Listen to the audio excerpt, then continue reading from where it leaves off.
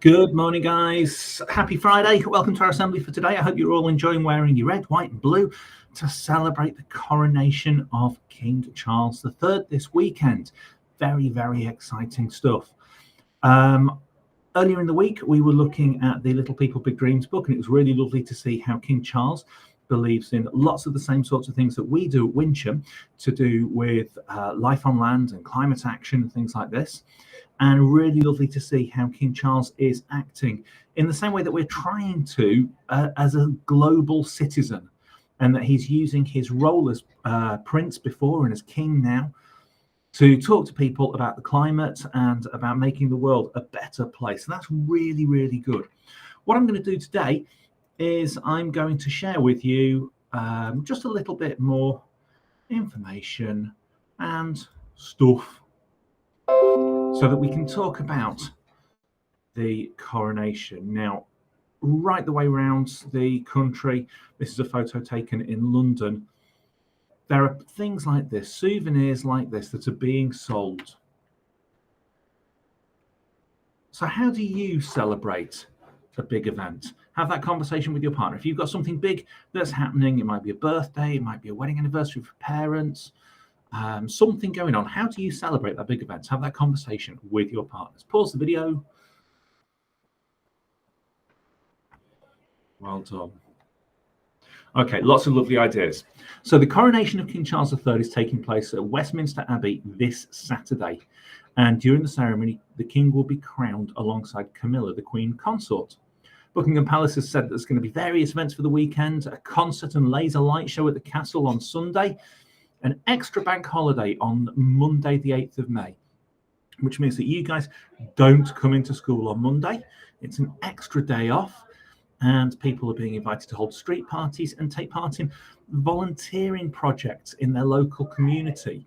And that's a really big thing for King Charles, about helping your local community. So that's the idea of citizenship again, doing things to help people out. So have a look at the words on the board. See if you can pick a colour that you're feeling. See if you can pick one of the words. Something that you think might be relevant to you. Let's see where I'm happy about this. I'm quite cheery. I think it's lovely that the community, that the country is coming together to celebrate something like this. And I think that the monarchy is a fantastic organisation.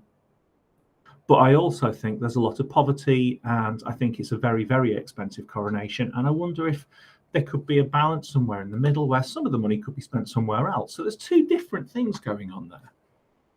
So we're looking at things in London. Okay, so there's our map of the world. We know that our friends in Kenya are over here. North America, South America. We're looking at London there. So there's the invitation to the coronation of King Charles and Queen Camilla. Buckingham Palace has said the coronation will be rooted in long-standing traditions. It'll also reflect the monarch's role today and look towards the future. It's likely to be shorter and smaller in scale than the last coronation, Queen Elizabeth II's in 1953, and reflect the different religions and diversity of modern Britain. Buckingham Palace describes the elements of the invitation for the coronation, which was designed by the artist Andrew Jameson, saying the original artwork was hand-painted. It continues, revealing that central to the design is the green man symbol. That's the picture down here, symbolising spring and rebirth to celebrate the new reign. The shape of the green man is formed from leaves of oak, ivy and hawthorn, which are symbolic flowers of the United Kingdom. Flowers appear in groups of 3, signifying the king becoming the 3rd monarch of his name. So can you spot flowers in groups of 3? Yeah, I think I can see those. A lion, a unicorn and a boar, taken from the coat of arms of the monarch and Her Majesty's father, Major Bruce Shand, can be seen amongst the flowers. And this is the emoji design for the cartoon version of the St Edward's crown with the velvet cap, which is going to be used during the ceremony. And it's going to be used on Twitter when somebody uses a hashtag connected to the source, connected to the coronation. And that's come from Buckingham Palace. So we've got that coronation. It's a special ceremony where a new king or queen is crowned in front of lots of people. often special things that happen during a coronation which help to celebrate it. So a monarch doesn't need to be crowned to become king or queen. We talked about this in the Assembly on Wednesday. King Charles became king the second that Queen Elizabeth II died. And when Edward VIII reigned without a coronation before he abdicated, before he told people he didn't want to be king. So the last monarch to be crowned was Elizabeth II, Queen Elizabeth, on the 2nd of June 1953. So put your hands up in class. Are you going to watch the coronation? Are you going to watch it on TV? Okay. Put your hands up if you're going to watch some of the parties or stuff like that that's going to be on TV. And finally, put your hand up if you've got some kind of special event for the coronation that you're going to. Good.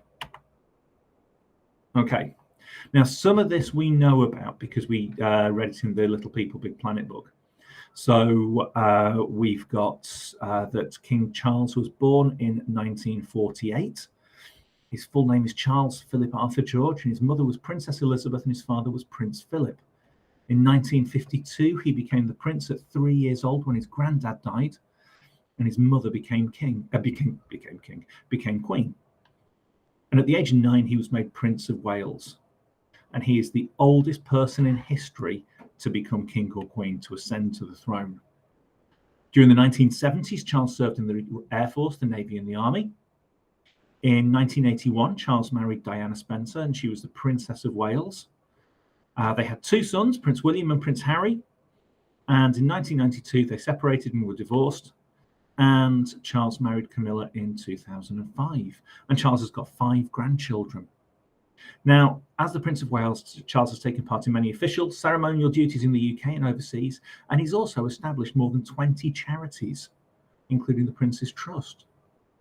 Is there any of that that was a surprise to you that you didn't know about? Have a chat in class.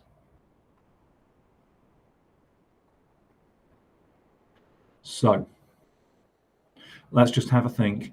The coronation of a new monarch is a massive event. It's a really big deal because this is the king of our country. It's really important. And there'll be lots and lots of celebrations and events that mark the date.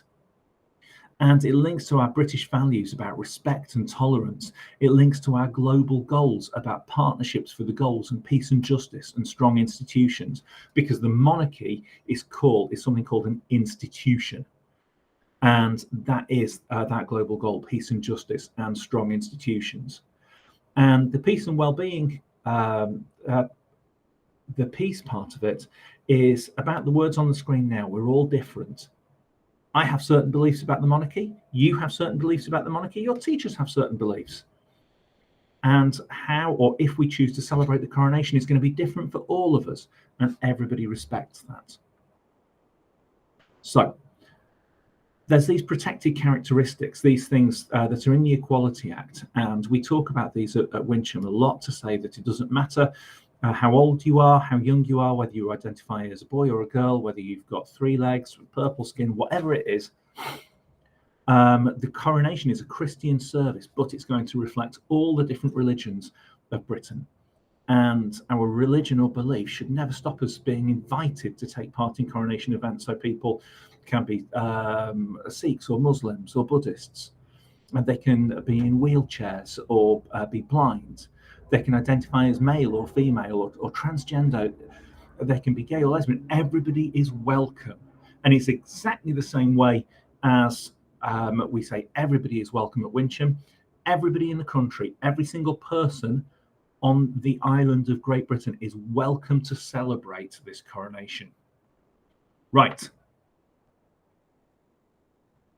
There we go, guys. Little bit of information about Prince Charles, a little bit of information about the monarchy and the celebrations, and a little bit of really important stuff about how all of this is related to the things that we think are really, really important at Wincham, about those global goals, about everybody being welcome, about citizenship and doing something for the society, the place where we live. Have a lovely day. Whatever you're doing this weekend to celebrate the coronation or not, have a lovely, lovely weekend, and I will see you on Tuesday next week.